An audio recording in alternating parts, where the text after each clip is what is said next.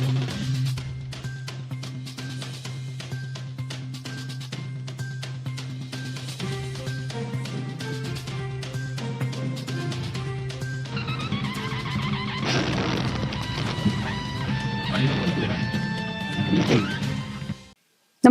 आपण पाहता Hirkani news. Hirkani news प्रत्येक क्षण ताज्या घडामोडी आणि महत्त्वाच्या प्रत्येक बातमीसाठी नेहमी तत्पर. आलास गणेशवाडीत मावा विक्री जोरात, अन्न व औषध प्रशासनाचे दुर्लक्ष.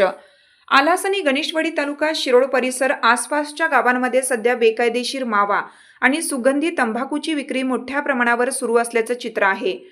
शाळकरी मुलांपासून ते तरुणांपर्यंत अनेकांना या व्यसनाने विळखा घातला आहे. असे असतानाही अन्न व औषध प्रशासन आणि स्थानिक पोलिसांचे याकडे पूर्णपणे दुर्लक्ष होत असल्याने नागरिकांमधून तीव्र संताप व्यक्त होत आहे.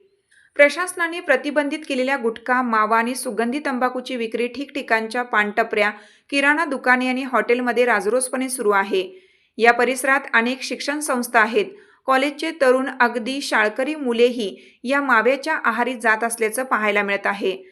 त्यामुळे पालकांमध्ये चिंतेचे वातावरण आहे.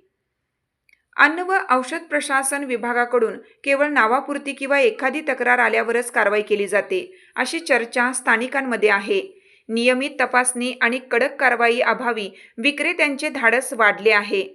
परिसरातील वाढते व्यसनाधीनतेचे प्रमाण पाहता अन्न व औषध प्रशासनाने तात्काळ आणि कठोर मोहीम हाती घ्यावी. बेकायदेशीर मावा तयार करणारे आणि त्याची विक्री करणारे मुख्य विक्रेते यांच्यावर गुन्हे दाखल करून त्यांच्या दुकानांना टाळे ठोकण्यात यावे, अशी मागणी आलास व गणेशवाडीतील सुजाण नागरिकांकडून केली जात आहे.